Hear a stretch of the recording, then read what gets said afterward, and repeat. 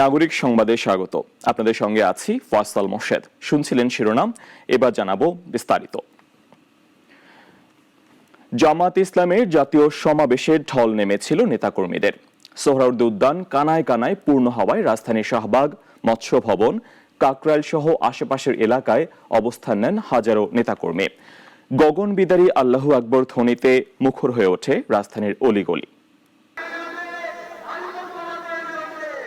শুক্রবার রাত থেকেই দেশের বিভিন্ন প্রান্ত থেকে বাস, পিকআপ, ট্রেনে করে সমাবেশ স্থলে আসতে শুরু করে জামায়াত ইসলামী, ইসলামী ছাত্র শিবির এবং জামায়াতের অঙ্গ সংগঠনের নেতাকর্মীরা। নেতাকর্মীদের যাতায়াতে বাসের পাশাপাশি 4টি ট্রেনও ভাড়া করে দলটি। সোহরাওয়ার্দী উদ্যান কানায় কানায় পূর্ণ হওয়ায় রাজধানীর শাহবাগ, মৎস্য ভবন, কাকরাইল সহ আশপাশের এলাকায় অবস্থান নেন হাজারো নেতাকর্মী। আর সমাবেশস্থলে সঙ্গীত পরিবেশন করে সাইমুম শিল্পী গোষ্ঠী। নেতাকর্মীদের অনেকের হাতে তাদের দলীয় প্রতীক দাড়িপাল্লা শোভা পায়। দাড়িপাল্লা ও দলীয় মনোগ্রাম সম্বলিত টি-শার্ট ও পাঞ্জাবি পরে এসেছেন হাজারো নেতাকর্মী। জামাত ইসলামের ছেলেরা, জামাত ইসলাম পুরা বান্ডা কখনো ঘরের ভিতরে থাকতে পারে নাই। জঙ্গলি কয়া তাদের দমন পীড়ন করে রাখছে হাসিনা। আজকে তুমি কোথায়? এই দেশের মানুষ ন্যায় ইনসাফের প্রতীক দাড়িপাল্লাকে ভোট দেবে এবং প্রত্যেক ইসলামী দল একত্রিত হবে। দুর্নীতি থাকবে না, চাঁদাবাজি থাকবে না, দর্শন থাকবে না। ইনশাল্লাহ কুরআনের আইনে ইনশাল্লাহ এই বাংলাদেশ চলবে। দলটির নেতাকর্মীরা জানান, জাতীয় এই সমাবেশের মধ্য দিয়ে আন্দোলনের নতুন যাত্রা শুরু করতে চায় জামায়াত। আগামী বাংলাদেশ ফ্যাসিস্ট মুক্ত বাংলাদেশ, আগামী বাংলাদেশ সন্ত্রাস মুক্ত, নৈরাজ্য মুক্ত, চাঁদাবাজ মুক্ত বাংলাদেশ আমরা চাই। দেশটা সোনায় ভরে যাবে, দেশ থেকে দুর্নীতি মুক্ত হবে, ন্যায় ও ইনসাফ প্রতিষ্ঠিত হবে। একমাত্র বাংলাদেশ জামাতে ইসলামী সরকার গঠন করা ছাড়া, বাংলাদেশ জামাতে ইসলামীর হাতে ক্ষমতায় যাওয়া ছাড়া আমার মতে বাংলাদেশ থেকে খুন, রাহাজানি, চাঁদাবাজি দূর করা সম্ভব নয়। এদিকে জাতীয় সমাবেশ সফল করতে দায়িত্ব পালন করে 20,000-এর মতো স্বেচ্ছাসেবক। ভোর থেকে সমাবেশের আশেপাশের কয়েক কিলোমিটার এলাকা জুড়ে বিভিন্ন স্পটে স্বেচ্ছাসেবকরা দায়িত্ব বুঝে নেন। সাইফুল শাহিন, নাগরিক, ঢাকা। সোহরাওয়ার্দী উদ্যানে স্বাধীনতা পরবর্তী সময়ে প্রথম একক সমাবেশ করেছে বাংলাদেশ জামায়াত ইসলামী। প্রধান অতিথির বক্তব্যের সময় অসুস্থ হয়ে পড়েন আমির ডক্টর শফিকুর রহমান। সে অবস্থাতেই বসে বসে বক্তব্য শেষ করেন তিনি। বলেন, এবার লড়াই হবে দুর্নীতির বিরুদ্ধে। এ সময় চলছিল তার শারীরিক পরীক্ষা নিরীক্ষা। মঞ্চে তাকে পড়ে যেতে দেখে আবেগ আপ্লুত হয়ে পড়েন নেতাকর্মীরা। জামাতে ইসলামী যে দুর্নীতিমুক্ত সমাজ গড়বে তার প্রমাণ কি? তার প্রথম প্রমাণ হচ্ছে নাটকীয়তার মধ্য দিয়েই শেষ হয়েছে জামায়াতের জাতীয় সমাবেশ। সমাবেশের সমাপনী বক্তব্য দিতে গিয়ে মঞ্চেই ঢলে পড়েন আমিরে জামায়াত ডাক্তার শফিকুর রহমান। নেতাকর্মীদের স্বস্তি দিয়ে একটু পরেই উঠে দাঁড়ান, শুরু করেন বক্তব্য। কিন্তু স্থায়ী হয়নি সেটি। আবারও ঢলে পড়েন তিনি। শঙ্কা ছড়িয়ে পড়ে সবার মাঝে। আবেগ আপ্লুত হয়ে পড়েন নেতাকর্মীরা।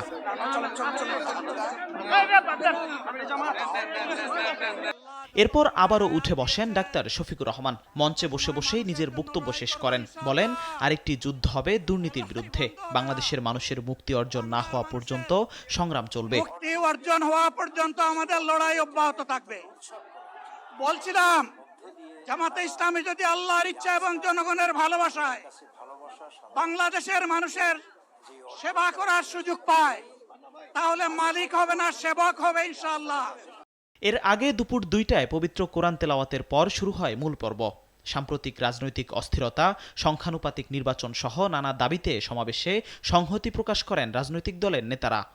আমাদের মধ্যে রাজনৈতিক মতপার্থক্য থাকতে পারে, কিন্তু এই মুজিববাদের প্রশ্নে, এই স্বৈরাচারের প্রশ্নে অভ্যুত্থানের সকল শক্তিকে ঐক্যবদ্ধ থাকতে হবে। যেই জুলাইয়ে আমরা বাংলাদেশের মানুষের উপরে চেপে থাকা দৈত্য দানবের মতো 16 বছরের ফাঁসিবাদকে পরাজিত করেছি। এই বাংলাদেশের মানুষের উপরে আওয়ামী লীগ এবং তার দোসরেরা যে গণহত্যা এবং মানবতা বিরোধী অপরাধ সংগঠিত করেছে, সেটাকে যদি বিচারের আওতায় না নিয়ে আসা হয়, 24-এর শহীদদের সঙ্গে বেইমানি করা হবে। উপস্থিত ছিলেন জুলাই আন্দোলনের শহীদ পরিবারের সদস্যরাও। তবে সমাবেশে আমন্ত্রণ জানানো হয়নি 24 বছরের পুরনো রাজনৈতিক সঙ্গী বিএনপিকে। বিপুল নেতাকর্মীদের উপস্থিতিতে উদ্যানের এই সমাবেশে আগামী নির্বাচন ঘিরে কর্মী সমর্থকদের দাঁড়িপাল্লায় ভোট প্রদানের আহ্বান জানায় দলটির নেতারা। আমরা নতুন বাংলাদেশ চাই, যারা পুরানো কায়দায় এই দেশে আবার শাসনকে ফিরিয়ে আনতে চায়, জনগণ তাদেরকে সেই সুযোগ দেবে না। এটা জনগণকে ভেবে দেখার জন্য আমি আহ্বান জানাচ্ছি। জামায়াতের 7 দফা দাবির মধ্যে রয়েছে লেভেল প্লেইং ফিল্ড, জুলাই অভ্যুত্থানের বিচার, রাজনৈতিক সংস্কার, পিআর পদ্ধতিতে নির্বাচন, প্রবাসীদের ভোটাধিকার, শহীদ পরিবারের পুনর্বাসন আর জুলাই সনদ বাস্তবায়ন। কোনো সুযোগ নাই, সেই জন্য মতলব পূরণ হবে না। জিহাদুল ইসলাম, নাগরিক, ঢাকা। তার বিরোধিতা করা মানে হচ্ছে পিআর কে বুঝলো আর না বুঝলো তাতে কিছুই যায় আসে না, সংস্কার চলবেই। দেশে আর কোনো গডফাদার তৈরি হতে দেয়া যাবে না। কক্সবাজারে পদযাত্রা পথসভায় এমন মন্তব্য করেছেন এনসিপির আহ্বায়ক নাহিদ ইসলাম। তিনি বলেন, মাফিয়াতন্ত্র, পরিবারতন্ত্র উৎখাত করে জনগণের বাংলাদেশ প্রতিষ্ঠায় এখন সময়ের দাবি। এদিকে চকরিয়ায় এনসিপির সমাবেশে মঞ্চ ভাঙচুরের অভিযোগ উঠেছে বিএনপির কর্মীদের বিরুদ্ধে। দেশজুড়ে জুলাই পদযাত্রার অংশ হিসেবে কক্সবাজারে পথসভা আয়োজন করে জাতীয় নাগরিক পার্টি। দুপুর 12টায় বাস টার্মিনাল থেকে শুরু হয়ে শহীদ দৌলত ময়দানে এসে শেষ হয় এনসিপির পদযাত্রা। পথে রামু, ঈদগাঁও ও চকরিয়ায় যাত্রা বিরতি করে জনতার সঙ্গে মতবিনিময় করেন দলটির নেতারা। বিতরণ করেন লিফলেট। এর আগে জেলার বিভিন্ন উপজেলা থেকে খণ্ড খণ্ড মিছিল এসে জমা হয় বাস টার্মিনালে। দলের আহ্বায়ক নাহিদ ইসলাম বলেন, দেশের রাজনীতি থেকে গডফাদারতন্ত্র, স্বৈরাচার ও পরিবারতন্ত্র নির্মূল করে জনগণের হাতে রাষ্ট্রের মালিকানা ফিরিয়ে দিতে হবে। শেখ হাসিনার গডফাদার, তার আন্ডারে এরকম ছোট ছোট গডফাদার পুরো বাংলাদেশ জুড়ে ছিল। আমরা সেই গডফাদারতন্ত্র ব্যবস্থার বিলোপ ঘটিয়েছি। আমরা নতুন কোন গডফাদারের আবির্ভাব হতে দেব না। মাফিয়াতন্ত্র, গডফাদারতন্ত্র, স্বৈরতন্ত্র, পরিবারতন্ত্র, এই সব কিছুকে বাংলাদেশ থেকে উচ্ছেদ করতে হবে। জনগণের বাংলাদেশ, গণতান্ত্রিক বাংলাদেশ প্রতিষ্ঠা করতে হবে। তিনি আরো বলেন, সাংবিধানিক কাঠামো সংস্কার না করে নির্বাচন কমিশন সহ রাষ্ট্রীয় প্রতিষ্ঠানগুলোর নিরপেক্ষতা নিশ্চিত করা সম্ভব নয়। এজন্য উচ্চকক্ষে পিআর চালু এবং নিয়োগে সাংবিধানিক কমিটি গঠনের দাবি জানান তিনি। আমরা বলেছি জুলাই মাসের মধ্যে জুলাই ঘোষণাপত্র এবং জুলাই সনদ হতে হবে। কে পিআর বুঝে, কে পিআর বুঝে না, এর জন্য সংস্কার আটকে থাকবে না। আমরা জানি জনগণ সংস্কার বুঝে, জনগণ সংস্কার চায়। জনগণের দিকে তাকিয়ে, বাংলাদেশের দিকে তাকিয়ে আমরা সকল দল যাতে সংস্কারের পক্ষে ঐক্যমত পোষণ করি। নতুন রাজনীতির আশা নিয়ে এগোচ্ছে জুলাই পদযাত্রা। 19তম দিনে এসে এই পদযাত্রা যেন হয়ে উঠেছে নাগরিক প্রতিরোধের প্রতীক। মুনিয়া চৌধুরী, নাগরিক, ঢাকা। দিন যত যাচ্ছে পরিস্থিতি ততই জটিল হচ্ছে।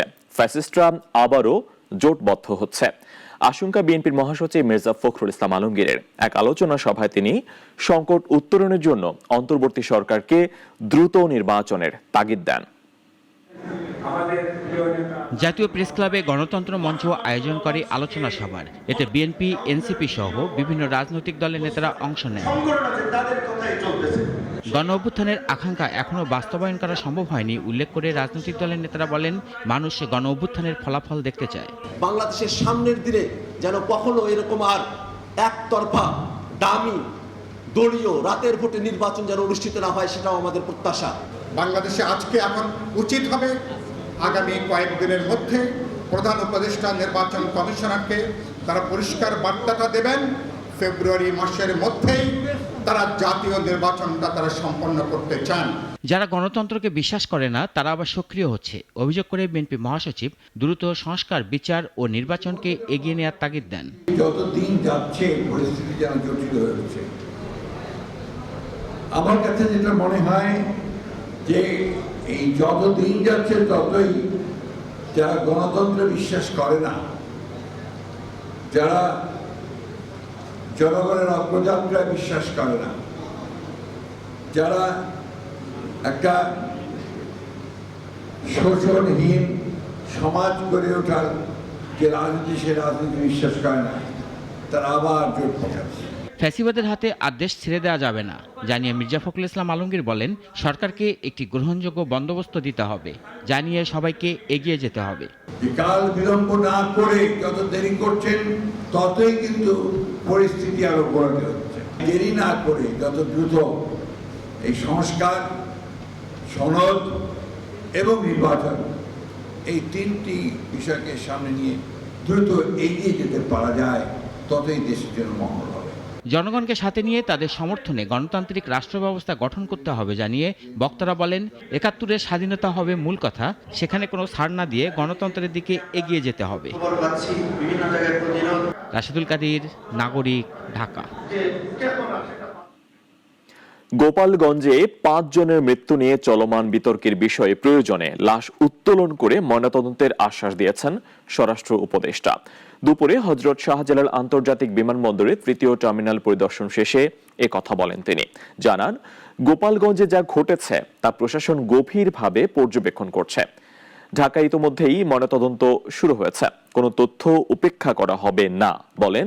প্রয়োজনে লাশ উত্তোলন করে তদন্ত করা হবে। এ সময় টার্মিনালের অগ্রগতি সম্পর্কেও কথা বলেন স্বরাষ্ট্র উপদেষ্টা। যেমন ধরেন যে ঢাকার যেটা আছে এটা তো ময়নাতদন্ত হচ্ছে, আর কয়েকটা যে দেখছেন যে ডেড বডি তারা নিজেরই চলে গেছে, তো ময়নাতদন্ত কিভাবে হবে? ওইগুলি যদি দরকার হয় আবার ময়নাতদন্ত হবে। ডেড বডি তো ইচ্ছের থেকে যদি প্রয়োজন হলে উত্তোলন করে তো ময়নাতদন্ত করা যায়। নির্বাচন নিয়ে কোনো অনিশ্চয়তা নেই বলে জানিয়েছেন অন্তর্বর্তী সরকার প্রধান উপদেষ্টা প্রেস সচিব শফিকুল আলম। কুমিল্লার ময়নামতি বাংলাদেশ পল্লী উন্নয়ন একাডেমি অডিটোরিয়ামে কুমিল্লা বিশ্ববিদ্যালয়ের আন্তর্জাতিক ইভেন্ট টেডেক্স কুমিল্লা ইউনিভার্সিটিতে যোগ দিয়ে সাংবাদিকদের কথা বলেন তিনি। প্রেস সচিব বলেন, প্রধান উপদেষ্টা যে সময় বলেছেন সেই সময় নির্বাচন হবে, সবার জন্য লেভেল প্লেইং ফিল্ড নিশ্চিত করা হবে। বলেন, অতীতের যে কোনো নির্বাচনের তুলনায় এটি আরো ভালো হবে।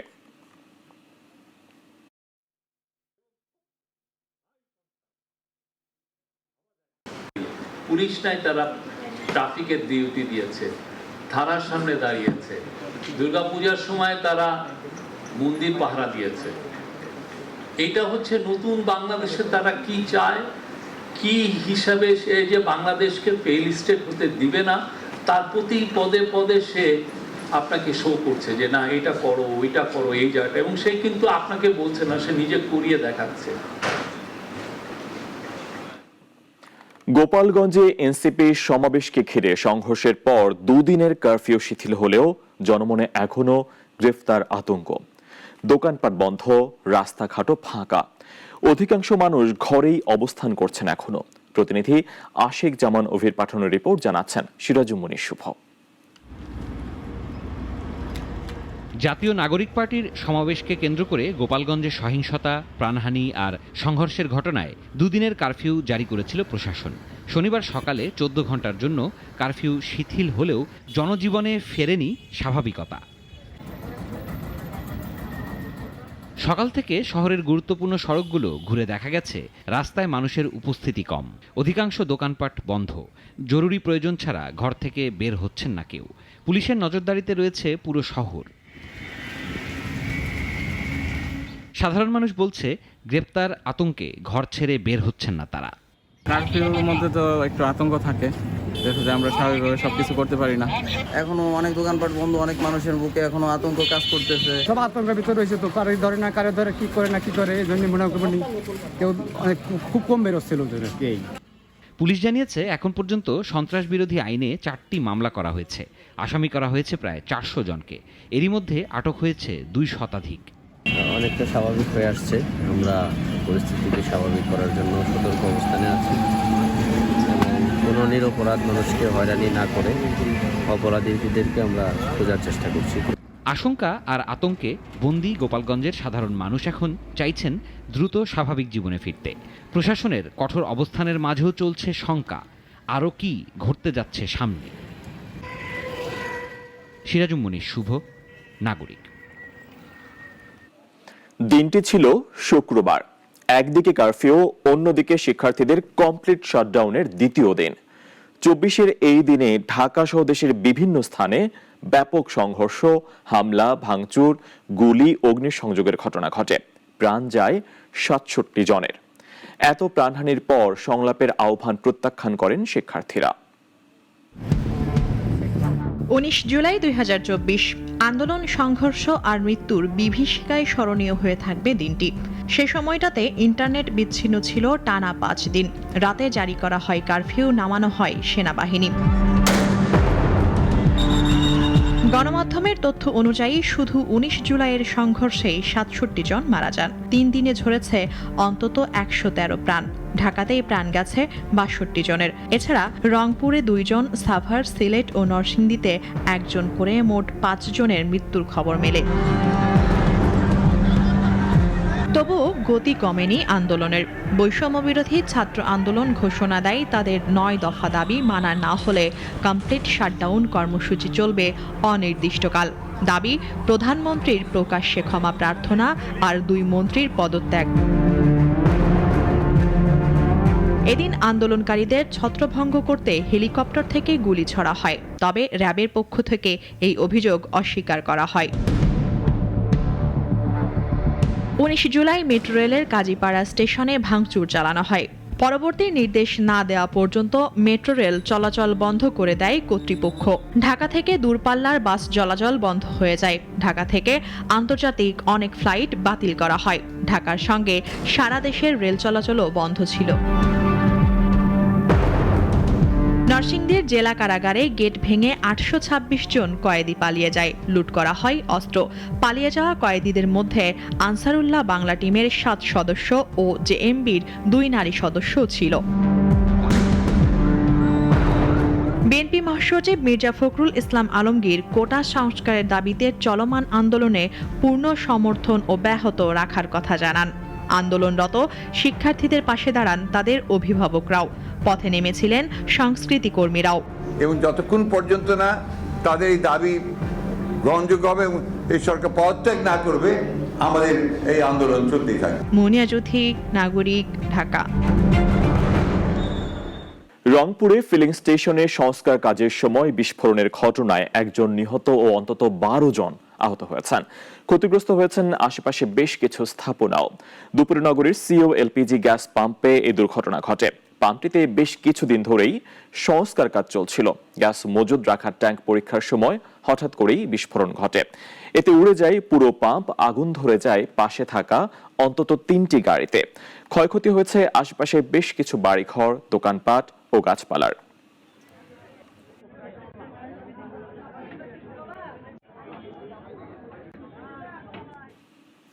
ইসরায়েল ও সিরিয়া যুদ্ধবিরতিতে সম্মত হয়েছে। সিরিয়ার সুইদা এলাকায় ব্যাপক সংঘর্ষে 321 জন নিহত হওয়ার পর এই সিদ্ধান্ত আসে। শুক্রবার যুক্তরাষ্ট্রের তুরস্কস্থ রাষ্ট্রদূত টম ব্যারাক জানিয়েছেন, এই যুদ্ধবিরতিতে তুরস্ক, জর্ডান ও আশেপাশের দেশগুলো সমর্থন দিয়েছে। তিনি সব ধর্ম ও সম্প্রদায়ের মানুষকে একত্রিত হয়ে একটি নতুন সিরীয় পরিচয় গঠনের আহ্বান জানান। ইসরায়েলের সুইদা অঞ্চলের দ্রুজ সম্প্রদায়কে রক্ষার কথা বলছে। তারা সিরিয়ার দক্ষিণাঞ্চল থেকে সরাসরি সেনা প্রত্যাহারের দাবি জানায় এবং কয়েক দফা বিমান হামলাও চালায়। এ সপ্তাহেই দামেস্কেও হামলা চালিয়েছে ইসরায়েল। ঘরের মাঠে পাকিস্তানের বিপক্ষে 3 ম্যাচের টি-20 সিরিজ খেলবে বাংলাদেশ। এই সিরিজের ট্রফি উন্মোচন করা হয়েছে। সকালে রাজধানীর একটি 5 তারকা হোটেলে 2 দলের অধিনায়ক লিটন দাস ও সালমান আগা ট্রফিটি উন্মোচন করেন। সদ্য সমাপ্ত শ্রীলঙ্কার বিপক্ষে সিরিজের স্কোয়াড নিয়েই পাকিস্তানের বিপক্ষে মাঠে নামবে বাংলাদেশ। প্রথমবারের মতো শ্রীলঙ্কার মাটিতে স্বাগতিকদের বিপক্ষে টি-20 সিরিজ জিতেছে লিটন দাসের দল। আগামী 20, 22 ও 24 জুলাই সন্ধ্যা 6টায় অনুষ্ঠিত হবে ম্যাচগুলো। সবগুলো ম্যাচই হবে মিরপুরের শেরেবাংলা জাতীয় ক্রিকেট স্টেডিয়ামে।